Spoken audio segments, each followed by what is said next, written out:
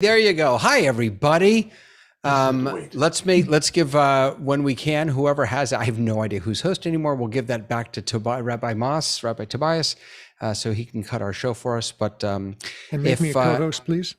Yes, and if you are watching us, let's all for Leo. Leo saves the day. Thank you, Leo, for doing that. From he is on scene, on set at something else. And thank you to Marty and everyone for being here. I'm David Paskin, and I am so excited to be able to be here today and learn with you on another episode of Synagogue Tech Forum. We have some people in our webinar here. You're welcome to join us, or you can watch us on YouTube or Facebook. We have a really fantastic guest today and hopefully a really good conversation. Before we do that, let's just quick go around. Everyone say who you are, where you're from, what you're doing. I'm David Paskin. I'm in South Florida. Who's next? Marty, go for it. Hey, I'm Marty Atias. I am in Silver Spring, Maryland. And Rabbi Moss. Hello, I'm Rabbi Tobias Moss in Minneapolis, Minnesota. And Rabbi Moss is doing triple duty today. In addition to being on our panel, he's switching the show and he's doing questions. So you get a few extra seconds to find the next person. Let's see. Let's jump over to Mr. Michael. Or is it Rabbi Michael? Oh. You want a promotion? Dr. Michael? My name's Michael Kyer. I'm up in Washington State in United States. And I'm a streamer and I do streaming, and I'm here to help with any questions I can help with. Amazing. Thank you so much for being here, Michael. David. David Eppinger in the Hudson Valley in New York. I went to school in the Hudson Valley in New York. Love it. All right. And the last person that I see here on our panel with our camera on is our special guest. So let me tell you a little bit about who we have here and what he's going to talk about. This is Dr. Joshua Edelman. He is not a senior lecturer. He is a reader, which none of us have any idea what that means. But he is a reader, which is even better, even higher than a senior lecturer at the Manchester School of Theatre at Manchester Metropolitan University. And he just published really an amazing research project called Social Distance, Digital Congregation, British Ritual Innovation under COVID-19. Really interesting stuff in here. I had a chance to just look through the website a little, and we were just told that the final report is out, and he'll tell you where you can get that. But Dr. Edelman, we are so grateful for your time to have you here today. We're going to give you the floor, let you kind of walk us through this, and then we'll circle back around with some questions and conversation. Brad, thank you so much. Thank you for having me. It's a pleasure. Hello from Manchester, everyone. If you can tell by my accent, I am not a native Manc. I am, in fact, from Madison, Wisconsin in the United States, and have been on this side of the pond since about 2002. So the accent starts to drift. I'm really happy to be talking to you about this. The only problem is that I don't want to just kind of lecture you about a year-long research project we did. But since it was a year-long project with a team of about 8 or 9, plus all of our collaborators and friends and helpers out, there's a lot to say. So what I thought I'd do is I'd just give you a brief introduction, and then just be open to questions and see what folks are interested about. I think one of the important things to say is that this was a project which was funded by the UK government, the way a lot of research is in this country, as a kind of emergency response to COVID. There was a lot of research, obviously mostly in, say, medicine, done in response to COVID, but the arts and humanities were also included. And frankly, I got the idea, I've been studying the overlap between theater and religion for a long time. That's my thing, about the way that people make rituals, the way that people make performances, the way the skills of an actor and the skills of a clergy member are remarkably similar, the way that kind of meaning is made in these, significant acts. Rituals aren't just a thing that you do. There's something that this kind of ordinary action becomes kind of imbued with meaning. I've been studying that for a while. And all of a sudden, the way that people have been talking about for ages that rituals work didn't work anymore. Because basically anthropologists, since there have been anthropologists, have watched rituals happen in person. They've gone to, rooms, churches, buildings, clearings in the forest, wherever, tents, and they've seen them happen. And they write constantly about the kind of power that happens when people come together, and that is the core of ritual. The term is sometimes called communitas, the kind of sense of being together. And then all of a sudden, we couldn't do that. And if you cast your minds back to the spring and summer of 2020, it was really scary. We didn't know why or how the way we do now. We didn't have the sense of, okay, we know what we can do to protect ourselves to some extent anyway. I remember people were terrified of going to the supermarket. And people didn't in my neighborhood for weeks. It was very difficult. My wife is a rabbi, I should say. My wife is the rabbi of the Ark Synagogue in Northwest London, where Leo Mandel, who's also on this often, is also a member and has helped a lot with the tech. And so I saw face to face how difficult it was for her to go overnight from being someone who led services from a bima in a room with people she knew very, very well and that she worked with constantly, to being effectively a TV actor, where she had to do everything she was used to, but through technology that thankfully she had some familiarity with. She knew Zoom, but nothing like she does now. And all of a sudden, overnight, the skills that she had to use to get to the same end were transformed. And I thought, obviously I'm always interested in what she's doing. It's my community, it's my wife, it's my family.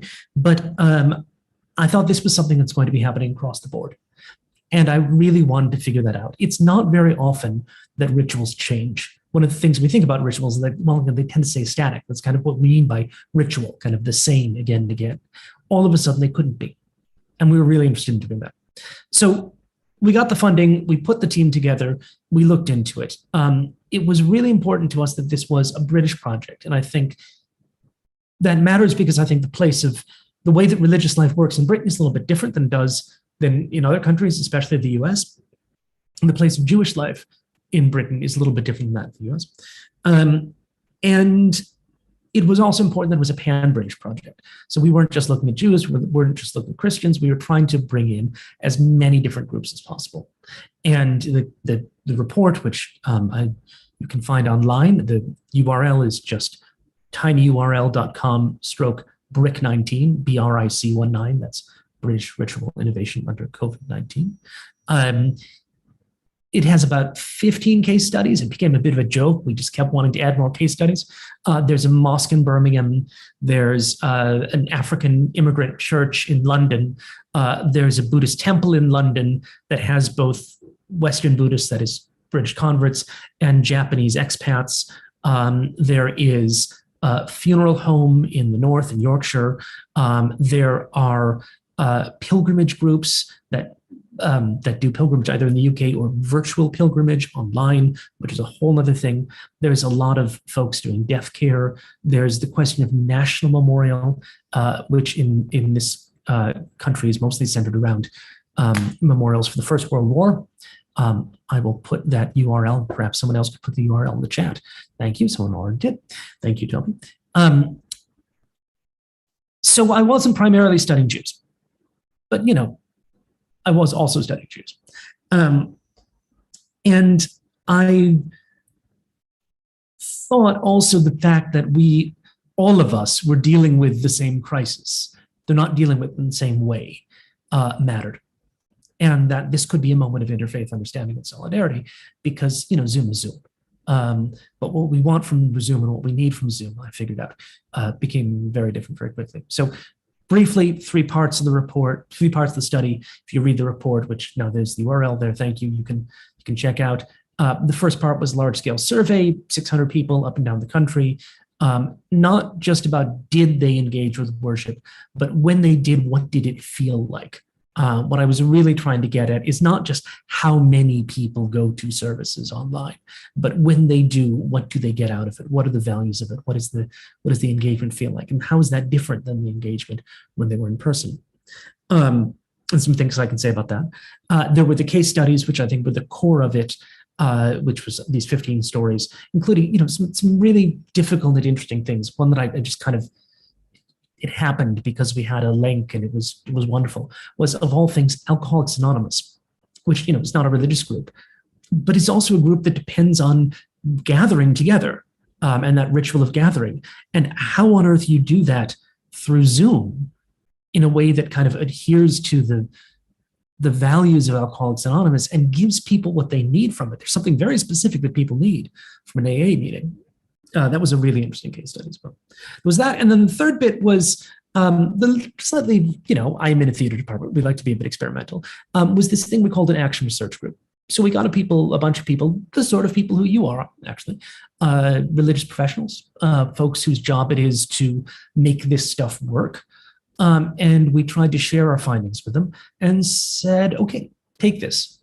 What can you do with it? How can you put this into practice? How can you engage with this in some way? And we had people who were chaplains, and we had people who were working in care homes. We had our own Leo Mandel. We had other folks who were doing tech. We had Church of England folks. We had rabbis, all these things.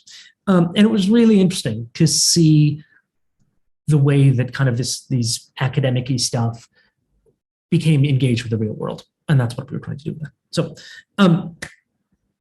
let me give you some, rather than kind of go through bit by bit, let me give you some of the general findings that I kind of get after living with this for a year.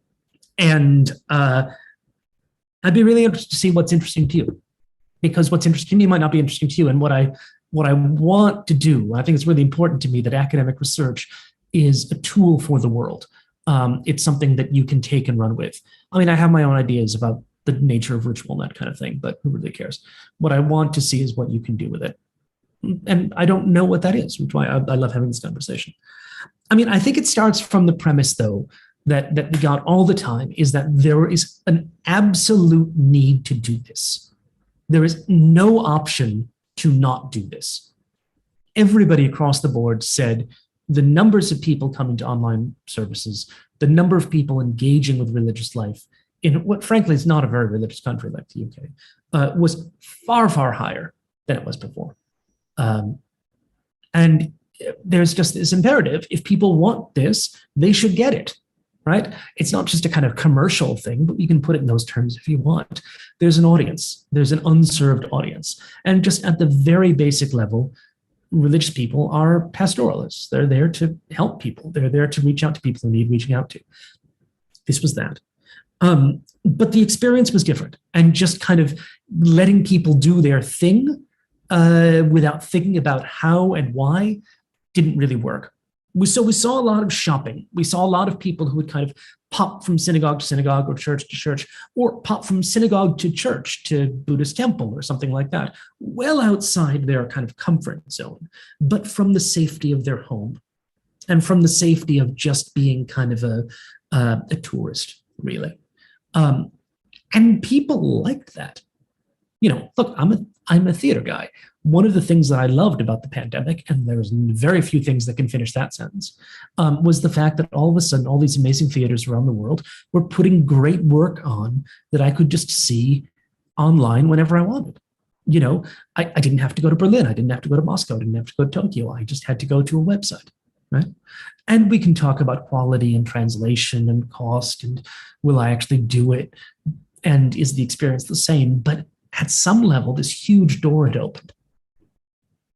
But getting to be more than just a tourist was hard.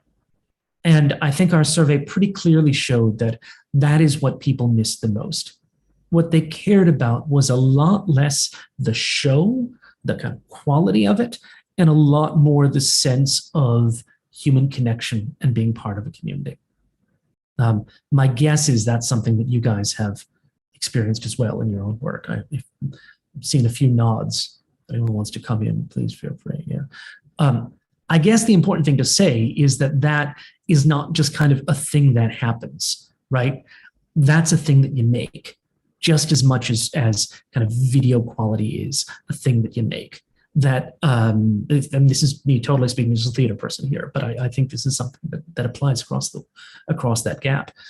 That sense of togetherness, that sense of being part of a community, that sense of engagement is an achievement. right? It's an achievement that comes after work and planning. And it's not something that you can just rely on magically. We are so good at kind of doing that naturally in the room when we're together that we can kind of forget how much work that is. And one of the things that happens online is all of that work has to be explicit. None of it can be just kind of assumed anymore. Not for me, anyway. Maybe some of you guys are good enough to do it. If I can engage you with that, it's really interesting because, right, the breaking the fourth wall in theater happens in explicit ways when you look out at the audience and you say, hey, audience member. But then there's also even just getting people to laugh is kind of a breaking of the fourth wall or other kinds of reaction. And I think that you're right. That's been something that was happening some ways intentionally in person, right? Call people to rise with you, Baruch Hu, they respond. Yeah. That's a breaking of the fourth wall. And to do it on Zoom, you have to plan it 10 times harder and much harder to reach the same effect. So I think kind of getting strategies from both in-person theater and from virtual theater, how to break the fourth wall or get rid of the walls and be a community again, I think is a really fertile area to explore. And it's interesting, the example of laughter is that, like, usually when most audience members don't actually want the fourth wall explicitly broken, like, they like to sit back in their seats and enjoy the show. There's nothing wrong with that. But what people love about laughter is that they're laughing together, right? It's not so much that there's a funny joke. I mean, who doesn't like a fun joke? But the experience is that all of us together are laughing, or all of us are gasping or excited or crying or whatever. And it doesn't come, the analogy, like, we all stand up but it's not that we want to be told to stand up, right? That doesn't do it for us. It's the sense that we are all standing up together. But how do you get that? I mean, the analogy actually is a laugh track, is a TV sitcom laugh track. That's why they have them, right? Is because then you at home get the sense that you are laughing with other people, unless the laugh track is stupid, in which case you think this show is for morons, right? But right. That's why they do that, And Leo had this example from maybe from your synagogue that early in the pandemic, I think there was one tune, maybe a Don Olam at the end, where they were going to spotlight everybody singing in their home, not unmute them, so you don't get to even hear them, but just the experience of seeing many people's mouths moving to the song that the one leader is singing is again bordering on that kind of laugh track, simulated quasi togetherness that we're looking for. Yeah, and that's I don't know if it was our synagogue. If it was, I didn't see it. I don't think so, but it sounds great. I'd love to see if that works. That's a really good example of trying to find a technique that you can use online to give people a kind of analogous sense to the thing that comes so easily in the room. And that's such a mouthful to say that, right? But I think that's the job. And looking forward a little bit, once we go to hybrid, which I think is, what's coming, for better, for ill, and we don't really have much choice in the matter, unfortunately, we're going to have to do more and more of that. We're going to have to find those things so that we both have the experience in the room that is real and valid and beautiful and what we love, but also the experience of those not in the room, which doesn't have to be identical, but needs to be valued as well as valued. It is never going to be identical, Yeah, go ahead. Dr. Edelman, can I Josh, please. I have so many questions written down. This is such good stuff. But I'd like to go back to one of the last things that you said. You talked about how people liked being able to be a tourist in communities of faith around the world. I love that because I did that. But then I thought about, I took my participant hat off and I put my rabbi hat on, and I realized that what communities of faith are looking for isn't tourists, but residents, or we're looking to convert tourists to residents. So I wonder if you found anything about that transition. Is there a transition point, or and sorry, I'll just lump in a second question. You talked also about how the numbers of participants went up, and of course we saw that in the United States also. I think we've also seen a slow flattening of that number, or a decrease of that number. So I wonder if you've seen that in the UK also. So the second part is the easier question, because I have to say I don't really know. I do think to some extent, yes. I mean, from say a year and a half ago to now, or even from a year ago to now, I think it's gone down a bit. But I'm guessing, because the surveys were done in mid 2000, late 2000, early 2001. It ended around March of 2001, excuse me, 2021, not 2001. So I don't actually know, but my anecdotal sense in talking to people is, the numbers are stabilizing, but at least in Britain, they're a lot higher than they ever were before. The numbers of people in the room are not higher than they were before, but the numbers of people online, it does seem, and it's a different set of people. Now, but I think the more important thing, and so different set of people, potentially different needs. The big thing, that idea of converting tourists to residents is a really good way of doing it. It's a very Jewish answer to say we want to convert tourists to residents. I just want to point out, not everybody wants that. St. Paul's Cathedral down in London, totally happy with the tourists, thanks very much. And there may be some synagogues, I could name one or two, that would be totally happy with a lot of tourists. And there's nothing wrong with that, right? If that is what you want, if you want to put on an amazing show, put on an amazing show. And there is obviously a market for that. But I don't think it's, from what I got, it neither serves the kind of deep spiritual needs of the congregants we were talking to, nor does it seem to be what most clergy we talked to wanted to do. Right.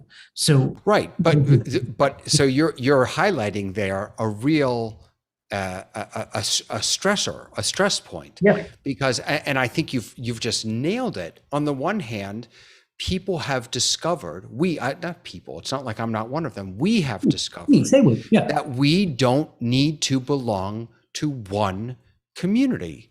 That the idea of belonging itself, because of these technologies, has drastically changed. And yet our models, our synagogues, our Jewish communities, and maybe it makes sense that it's actually more in the Jewish world than it is in the Christian world. I'd love to hear, Marty, if you have any insights into this. But our entire communities are built around belonging and residence. Yes. And so we're all freaking out about, how do we pay the rabbi if all we're doing is welcoming tourists every week? And there are countries where the financial model of houses of worship is taxes by the state. They're state financed. The Church of England does not have members in the sense the Jewish community does. It has its own weird financing system, which has its own problems. I'm not saying we go there. Let's not. But it's not based on membership, right? I am technically a member of my local Church of England church just because I live there. That's the only thing membership means in the Church of England, right? I want to talk about this, and I think this is really interesting. You're getting to something that I think is the big question. Well, two big questions going forward, but let's do this one. Or if you can hold that, and we can invite Marty's comment.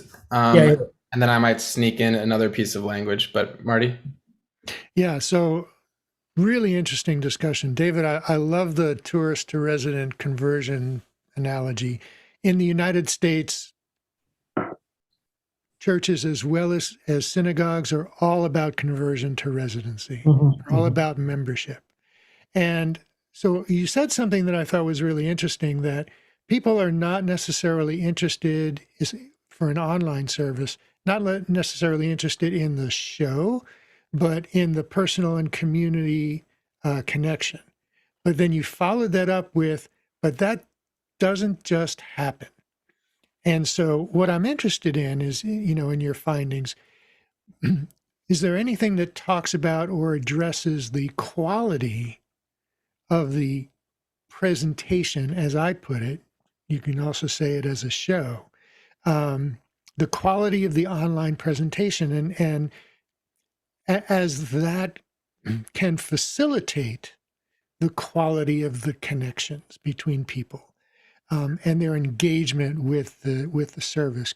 Because we've seen, not anybody here, of course, but we've seen a lot of people advocate for just one camera in the back of the room, and it works fine, but it's not really engaging, and it's not a quality presentation. So is there anything that came out of your work on that? Yeah.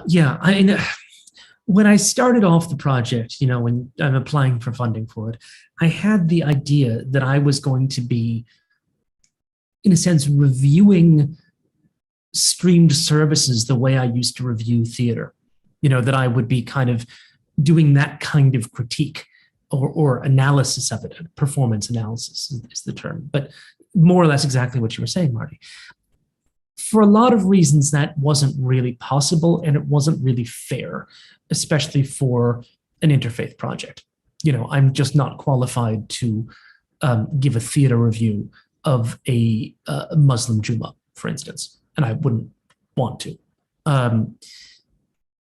But we asked people a lot of questions about the quality of their experience, but also the sort of experience they had. So what we were able to do was kind of find those correlations. Okay, people who tended to have this kind of experience tended to have this kind of results. So let me share some of those with you. And a lot of this is in the report, and you can see more of the statistics and everything. One proxy, I suppose, was the difference between live streaming and conference call software, Zoom or something like that.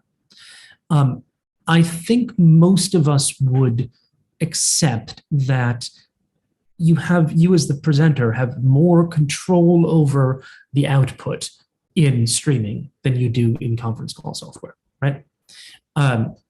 We can talk about that, but just as a baseline. Almost universally, participants, not clergy, but participants, were much more happy with Zoom than they were with YouTube streaming. They acknowledged that it was worse. If you ask them how musical was it, how beautiful was it, how entertaining was it, it would score lower on those categories. But if you ask them how effective was it, how meaningful was it, how spiritual was it, it would score higher. Now, that wasn't the case for clergy. And this is one of the big cases where we saw quite a big difference between participants and clergy, especially, I have to say, clergy in the Church of England, where there was a massive difference. I did not see that difference in the Jewish community, I have to say.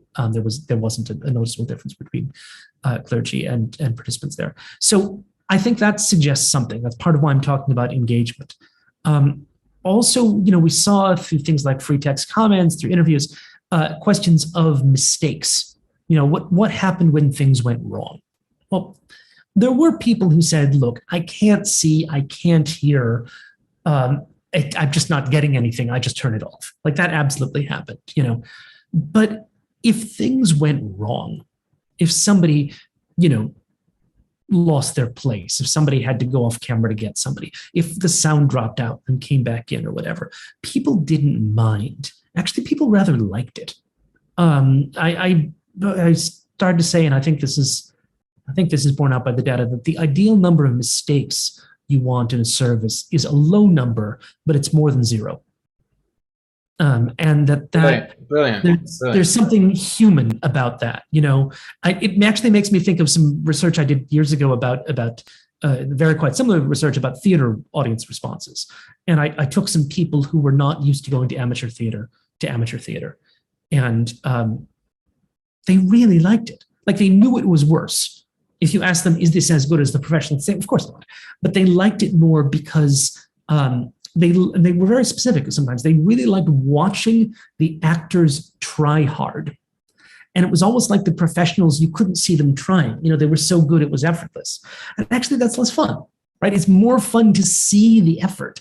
And if that means a couple of mistakes, that means a couple of mistakes. Josh, Yeah. you know what you're making me think of? You're making me think of, I'm a huge fan of Whose Line Is It Anyway? Yeah. Okay. Yeah. Exactly. The best scenes on Whose Line Is It Anyway is when they screw it up. Yeah. Of course. That's the best.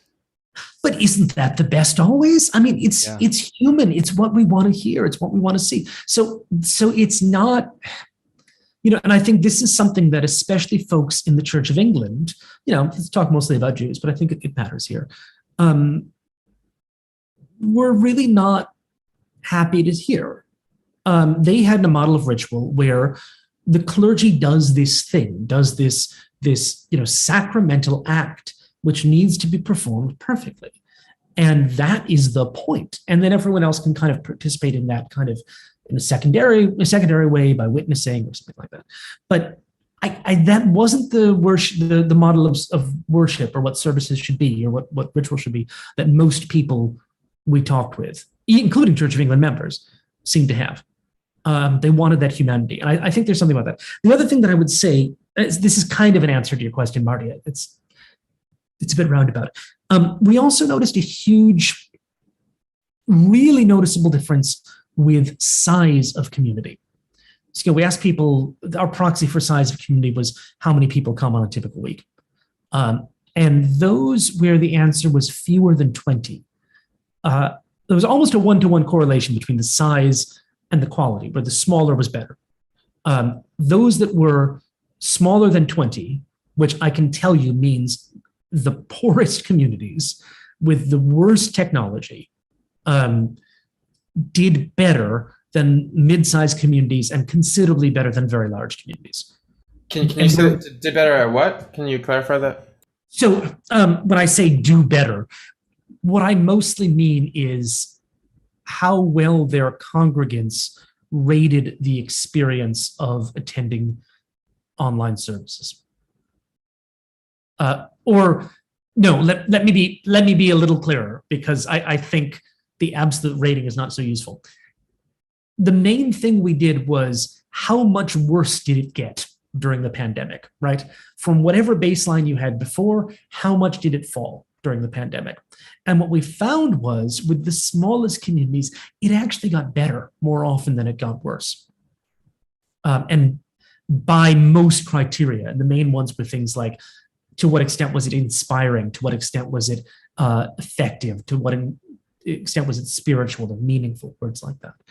We'd ask them to rate the experience on that criteria on a 1 to 5 scale, both before and during the pandemic.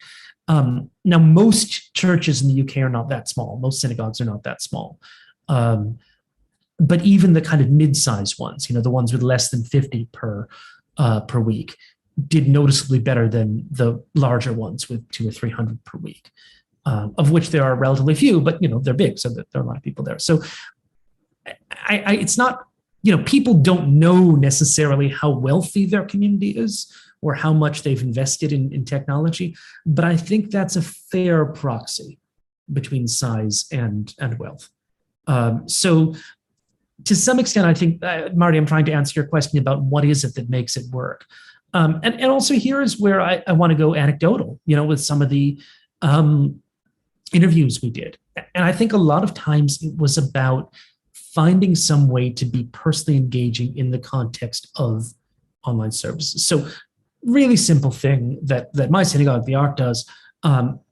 When we broadcast it on YouTube or on Facebook, the rabbis can see the comments on a big old screen that they can see, and they will give people a shout out. Oh, I see so-and-so says Shabbat Shalom from Dublin. So-and-so says Shabbat Shalom from Edinburgh or from New York or from Massachusetts. That is amazing. Then you're no longer watching television, right? Then the thing that you're typing into the television speaks back to you. And that instantly you get some communities. We also think, some things work better. Shorter services tend to work better. Not a huge surprise. More regular services tend to work better. Some Christian churches started to have daily prayers. Didn't see that so much in the Jewish world. But, not long, like 5-10 minutes, but daily prayers often followed by half an hour of chat. You would never be able to do that in person. In our community, it was Havdalah, right? Like, who's going to drive to shul for Havdalah? But are you going to log in sing a couple of Debbie Friedman tunes and then chat with people for an hour? Yeah, why not?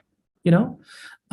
So those ways where you take it, but you engage people with it, I think that'd be really important. So that's really interesting that the smallest communities, which, you know, as you classify them as 20 people or under, they're generally family-centered houses of worship of whatever denomination. Whereas when you get up into a slightly larger, like 100 to 300 or so, they're more clergy-centered communities.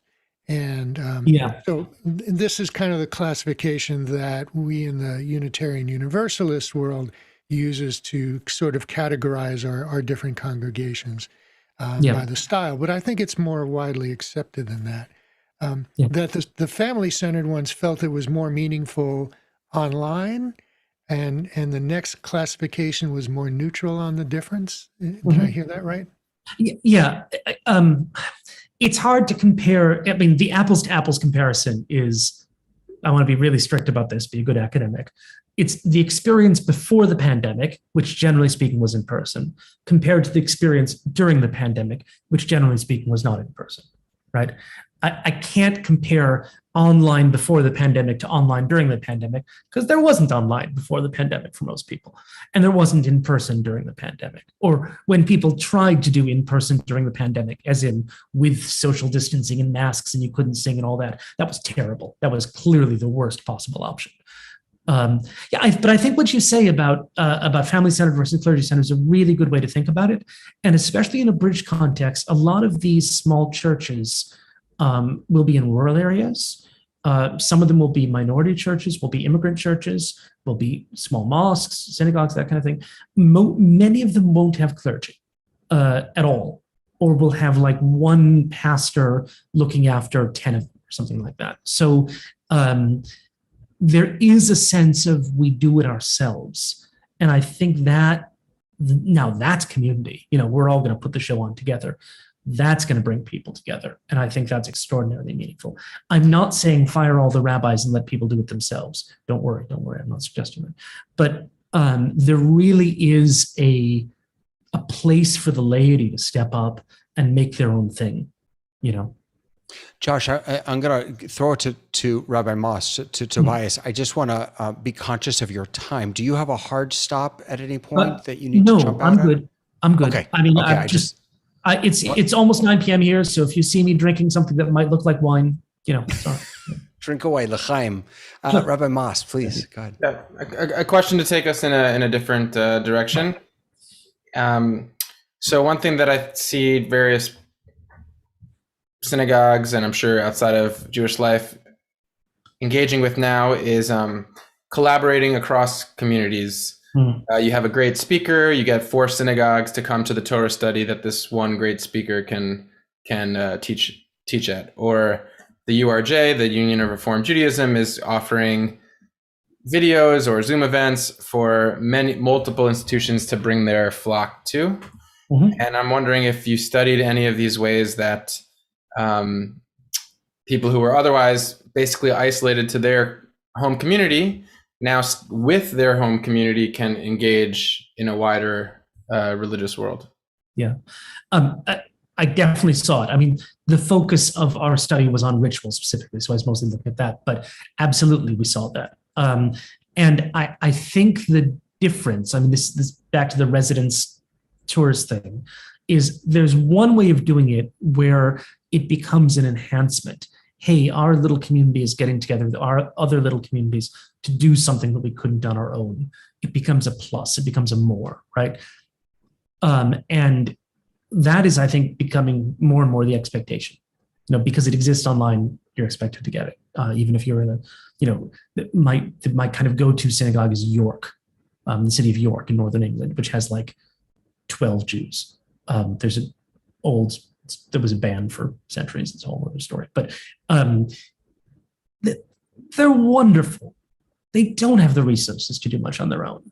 When York joins with Leeds and North London and this and that, then they can get, some really great guest speakers, and they can do Hebrew classes, and they can do all these things they couldn't otherwise.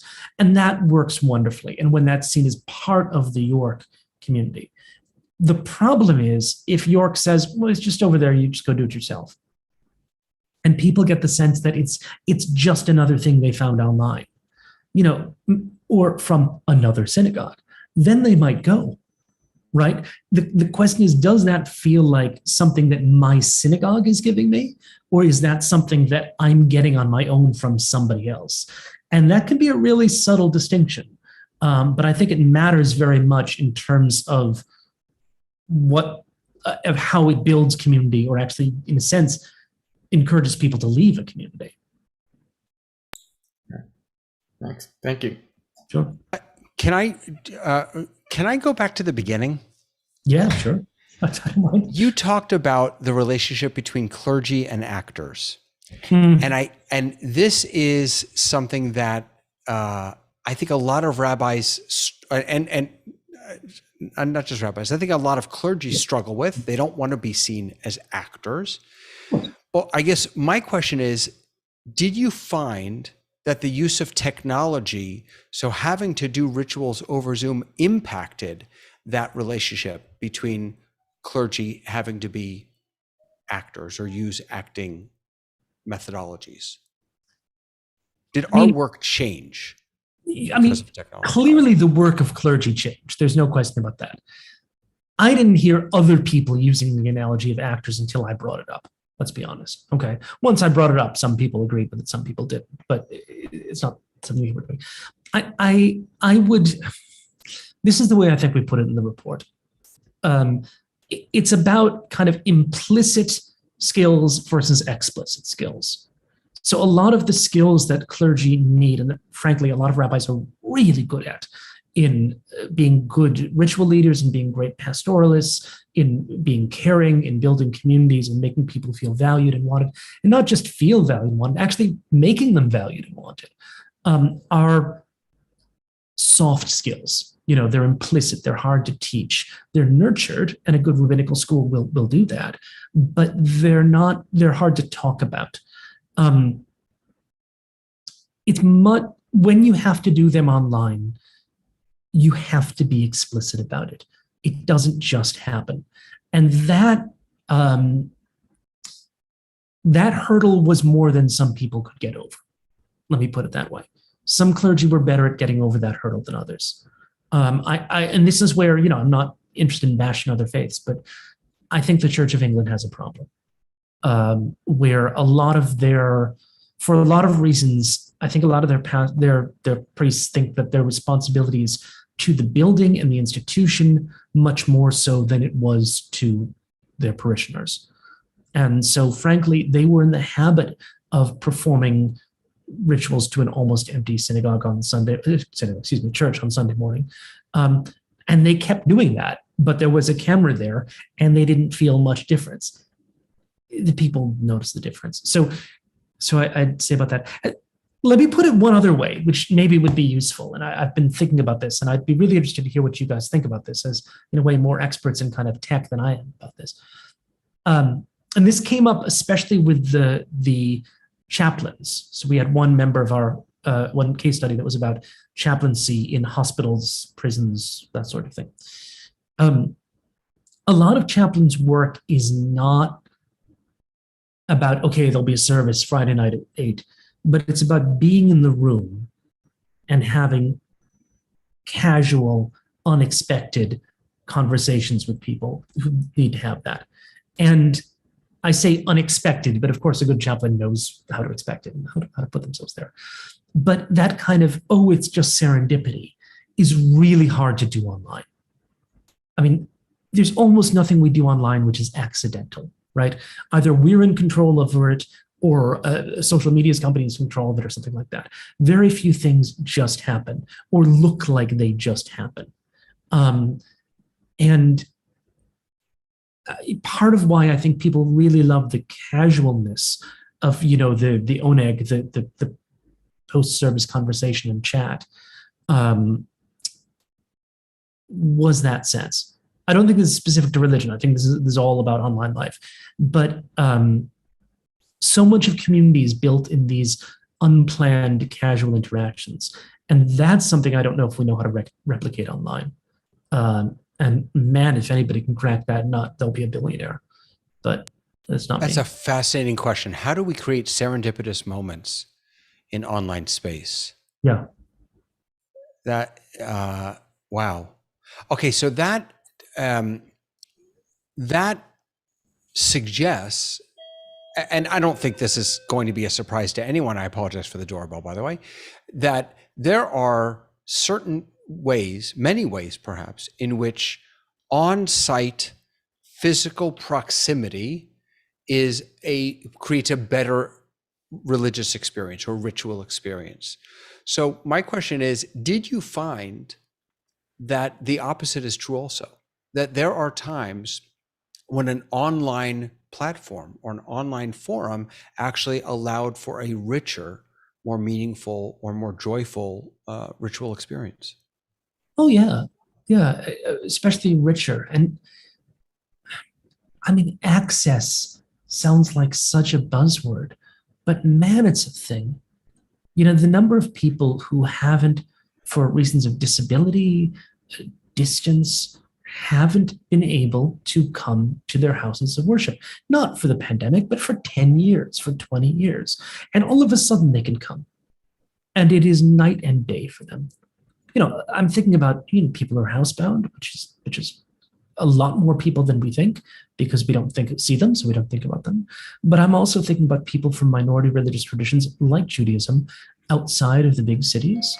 You know, our synagogue, the Ark, is, I say, in Northwest London. That's where the building physically is. But part of the reason it changed its name from Northwood and Pinner Liberal Synagogue, that's the neighborhoods it's in, to just the Ark, was because it wanted to be, well, an ark, right? A thing that could hold people and carry them through difficult waters wherever they were.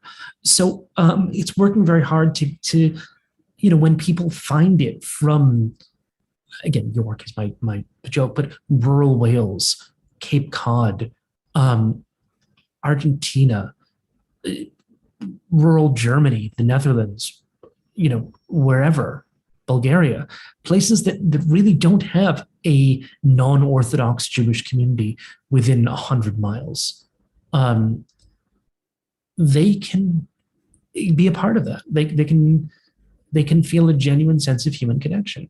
Absolutely, it can work. Absolutely, it can work. And it can bring people in, and it can bring voices in, and it can bring options in. I'm thinking about virtual pilgrimage, which was something that was much more popular in the Catholic community. It's not so Jewish, but still, it seems kind of silly. At some level, it's just like a YouTube playlist, where every day there's a new video from somebody going to Lourdes or to the Holy Land or something like that. And there's a chat, and there's conversation. It's just a YouTube comment link. But it makes people genuinely feel like they are going on pilgrimage, people who never could. I'm not suggesting that we're going to see virtual Hajj in the British Muslim community anytime soon. That ain't happening. But absolutely, it opens doors. And I think it opens doors in different ways. It opens the doors you want to open. I mean, this is the serendipity thing again, right? At some level, you have to make the choice. I'm going to go look for this. I'm going to go here. And that's a burden on people. On the other hand, there are plenty of churches and synagogues out there, and I've been to some, that are not particularly good, that are not particularly welcoming, that are not really a place that speaks to your condition. Maybe just it doesn't speak to your individual condition. I'm thinking about LGBTQ people, and religious minorities, ethnic minorities, these sorts of things.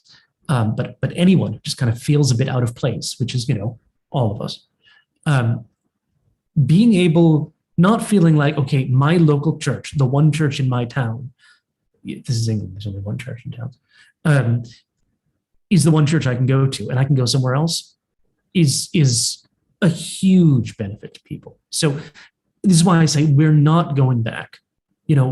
Once you can't unring the bell of freedom, you know what I mean? That's come, and it's not going to uncome. But it does impose burdens. It does impose problems that I think we have to deal with. When you said that, you made me think of some of the ways in which we've been doing this in the past. And I think about the Kotel cam. Yes. That this idea that you can, from any web browser, see live what's happening at the Kotel without leaving the comfort of your home. There are some communities that many years ago embraced this idea of expanding access. Now, having said that, this is watching TV, and you said very clearly that was a lesser experience than Zoom is. I've talked with communities sometimes about how this is not my analogy, but that prayer is like a football game. In a football game, you've got 50 people who really don't need exercise running around in front of 50,000 people who really do need exercise. And in a synagogue, you've got 2 people, a rabbi and a cantor, who really don't need spiritual exercise. They probably pray a lot, spiritually exercising in front of 200 or 20 people who really do need that exercise. That the whole idea is that ritual is meant to be a full contact sport, and that unless we are thoughtful in the technologies that we choose, in the experiences that we create, then you're right. We're doing what that church that you mentioned, and I would argue a lot of synagogues in the United States that have beautiful streams, but they don't know if I'm watching. They don't care if I'm watching. I know that they don't care if I'm watching. And that means that I'm not sure that it matters if I'm there. And I wanted, as a participant, I want it to matter that I'm here. Mm-hmm. Yeah. It would mean the world for the rabbi to say, David, thank you so much for commenting. One last thing that I'll stop talking, I promise. I use a video when I'm teaching about this of Rabbi David Ingber from, I think it was 2 summers ago. Maybe it was this past summer. He was doing a bar mitzvah. He had a bunch of people on site. It must have been this past summer. A bunch of people on site, and he had a bunch of people on Zoom. And at a certain point in the service, I think it was before the Baruch Hu, he stopped and he talked about how we all come together, community. And then he acknowledged the people that were there with him on site and the people in the Zoom. And one of the things that he did was he saw people on Zoom waving, and he said, he starts engaging them. Oh, I see David waving. And isn't it interesting how when David waves, his arms reach out to the people next to him in the Zoom. And then he talked about how one person was waving in such a way that it looked like a yoga pose. I mean, every single person, it mattered that they were there, even though they were on Zoom. It was just stunning what he did. I think if I can come in, and I want to hear more questions. I'm sorry. The problem with the professor, I talk too much. People are being really creative. And this is one of the things that I was hoping to find. We absolutely did that, of saying it's not just a question of Zoom streaming or not, right? There are other things you can do too. So things that are, I guess I have to call them podcasts, but that's not what they really were. Something that you could take as audio and you could go out into nature, a local stream, a forest or something like that. And it kind of gave you instructions that you could pray along. Those sorts of things happened. People did things with the post, like mailing people letters, which it can be extraordinarily intimate in a way that was really wonderful and really beautiful. The telephone, home shrines, shipping like prayer kits or learning kits to people's homes, that they would have physical objects that they would then use in some sort of guided thing that was online or on a Zoom call or on a podcast or something like that. So people thinking really broadly about what tools they had in front of them and what tools people had in front of them and using them. And not every experiment works. That's the nature of experimentation. But it was really wonderful to see all of this. I have to say, one of the places, and this is a whole other thing, I hate to throw this in at just past 9 p.m. One of the places where there was the most creativity and, in a sense, the most need for creativity, because it was, frankly, the hardest thing we dealt with, was funerals and death care. It is one thing to do Kabbalat Shabbat online. It is a very different thing to do a funeral online. And I think a lot of people would just say, no, just no. But in a sense, there was no choice. For a long time in this country, the number of mourners allowed at a funeral was limited to either 3 or 0, and then it was 10 and changed. But you can't not have a funeral. And it's hugely important that a funeral feels like a real funeral. There's a real need for it to be genuine. But that genuineness is not a formal property, right? It's a felt sense. It's an achievement. It's something that a good rabbi, a good officiant can create. And all of a sudden, not just clergy, but other death care professionals like undertakers and funeral home workers, these sorts of things, were doing some extraordinary things to give people a chance to bury their dead in a meaningful and safe way. And though there were some wonderful things that happened and some really beautiful things, there's a lot of pain and grief there. And a lot of people who I think were not, I'm speaking about the British situation, the US might be somewhat different, but a lot of people who frankly didn't have a chance to bury their loved ones in a way that felt genuine to them. And I think that built up grief is something that certainly the British Jewish community, but the British religious communities in general, is going to be dealing with for the next few years. And I don't think we really know how to do that yet. Sorry to give it. No, that was amazing. Yeah, that's really good. I've been to a number of online memorial services, if not funerals.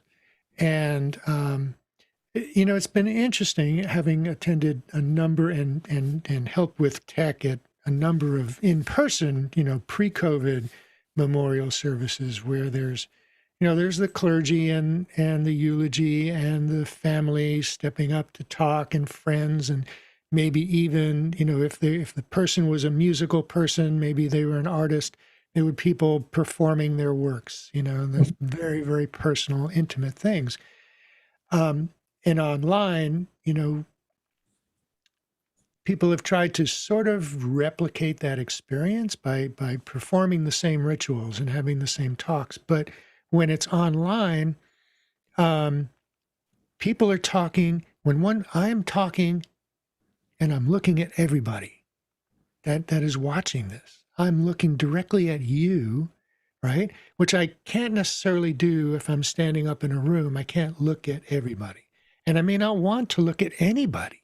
Yeah. But now I'm looking at everyone and I'm talking in such a way that I'm in the safe space of my home, right? In my personal space, and I'm feeling safe talking. And I could be showing photographs or videos or performances. And it's been very effective. And in terms of clergy and people being able to have serendipitous conversation, I know a number of clergy who have held caring or healing time online, where it's a very unstructured thing. Like, we're going to assemble at this time on Zoom, and the clergy is there to just guide people into talking and saying what they need to say to get things off their chest and to feel the comfort and the connection of other people. Yeah. Marty, may I, is it okay, Josh? May I? Yeah, just really quick. I just want to throw one thing. Go for just it. what Marty was said about the kind of the listening time, the casual time. One of the most fascinating groups we looked at for online rituals were Quaker meetings, who of course meet in silence. And yes, they do Quaker meetings over Zoom, and it works. It did not work at all at first, but after a few weeks, they really got it to work. And that to me was one of the most amazing achievements that I've seen. Sorry, David, please. No, actually, let me jump in on that, because I actually have a Quaker client who I set up with a system. Quaker services are unlike any other services. They can be totally quiet and silent, but when somebody has something to say, they just stand up and say it, right? But in this particular room, and this was pre-COVID, the room was so big and the acoustics were so poor that you couldn't hear or understand what somebody was saying. So and this is totally pre-COVID without any conscious effort. I was asked to set up a system so that somebody on the other side of the room could be listening on earphones and effectively hear somebody from the other side of the room. Then comes COVID, and this same system is now providing audio for a stream, which would have totally been impossible to do any other way. And so, yeah, Quaker services online is definitely happening. That's amazing. That's fascinating. I just wanted to jump in, and then John, please, by all means, I just want to bring us back. I want to bring a tech angle in, but it's like the silliest, most unimportant, and yet vital tech piece, which is I was attending a funeral the other day on Zoom, and there was not anyone who was really managing the Zoom. A friend of the family opened the room, and it's unconscionable to me at this point, but there are people who still do not realize how to mute themselves. And so we couldn't hear what was happening. And this gets back a little bit to what you were talking about before, Josh, about engaging lay leaders in volunteering and participating and helping, which that is another conversation, because I know a lot of communities are struggling with that, but it is so important. When you're using these technologies, just like it's vital to have security at your site, or it's vital to have a clean room or someone with the key, right? We hire these people to do this when we're in physical places. We have to have people who are in charge and know what they're doing for these digital spaces also, because otherwise it was just a very unfortunate experience. John. Let's call them shamus. Let's call them gabai. Let's use the words that we know to use for them. And absolutely. Sorry, John, go ahead. I was just saying, Josh, thanks for this incredible study. And as a researcher, you've got your charts, your reports, but you probably have some sort of sense. And I guess the question I have is, Zoom prior to pandemic, one of its advertising lines was "Meet Happy," and then when it became the app of 2020. On Apple, that was their tagline. When you go to the App Store, it's "Meet Happy." We were talking about funerals, which are sad, but also a celebration of life of joy. We're talking about we come to church or synagogue for that feeling of joy and happiness. Was there a sense of happiness? What did this ritual move in this pandemic mode of how do we meet? Where was joy and happiness? And did you see any indications of that in your study? I want to be fair to the people who shared their stories with me. And I'd be lying if I didn't tell you, if the first answer to your question was not, by and large and overall, the experience was worse than in person, right? The whole pandemic religious experience was down. And it was a question of how much down or in what way down. So broad brush, I think it's important that I say that. Within that, yes, of course, we found some really wonderful stories and examples of people discovering something really beautiful and wonderful that they didn't otherwise have. I've talked about some of these before. One more example, it's another case study. Why not?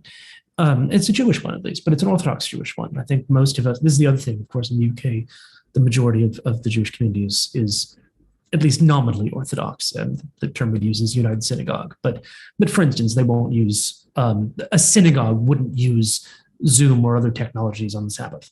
So it's out. It was an Orthodox women's and girls Rosh Chodesh group. There were a couple of these that met online to do Rosh Chodesh prayers. There was no reason that you needed a pandemic for women to meet online to do Rosh Chodesh prayers, right? Totally welcome. It's just nobody had done it, or nobody had thought that they were allowed to. And then all of a sudden they did. And it wasn't led by rabbis. I mean, this was an Orthodox women's group. None of them were rabbis. It was international. It was local. It was joyous. It involved adults and children, women and girls. It was inclusive. It let women sing in prayer in a way that wasn't possible for most of them beforehand. And it, I think, quite quickly became a hugely important part of their Jewish lives and spiritual lives. Again, it's not going away. once you ring that bell, you're not going to be able to undo that. And I think that's a hugely positive thing. People were exposed to ideas and people and experiences that they never had before. I think they would have liked to leave their homes more. I know I would, so I hope that's a bit of an answer to your question. Yeah. That's I a think, good answer. Yeah. I mean, for us, it's a hard challenge because we're talking about an experience that is so rich. And then if we had planned to figure out how would we use technology to do our rituals, we wouldn't have planned it overnight. No. We would have thought it through probably. I mean, and I think there are some rituals coming out of it. We have any number of groups I work with that the unison "you're on mute" is almost a call and respond to some of these meetings. But I do think what you did is really a crucial study because it's getting to the root of how do people engage. And because of probably ongoing COVID and other things, understanding this and figuring out how to do it better is critical. And academic studies like that help it. So I really want to compliment you and your team on doing it. Thank you. I feel the need to show one example of breaking the fourth wall on a Zoom Hanukkah that happened just last night, and the little bit of tech tool that I used to do it. And that is because we've been having Zoom candle lightings, everyone in their home. We encourage people to have a Hanukkah at the ready. But then last night it was temple-wide, but the youth were particularly invited to this one. So I had a scavenger hunt set up in their home and had a timer to make it more pressing. And so, go get something that creates light. And the kids and what was interesting was the adults went for this as hard as the kids did, no question. Something that creates light, gave them 30 seconds. And then this is where all that spontaneity and joy did come into a Zoom room, as people, I couldn't control what they were going to bring and who I was going to call to, present what they were saying, what they had, something that could become a gift, another 30 seconds on the clock, something that a mensch does, think about this for 30 seconds and then offer your answers, and then a latke topping. And adults, kids, it both were ready to engage. And it was, as you don't have, when you're at the synagogue, a scavenger hunt of each person's home and what's in their house. So it was a nice interactive moment there. So I just wanted to share that during this time. That was beautiful. That's really beautiful. I love the kind of children's TV inspired things. There's a regular dinosaur at the Ark Synagogue who shows up for the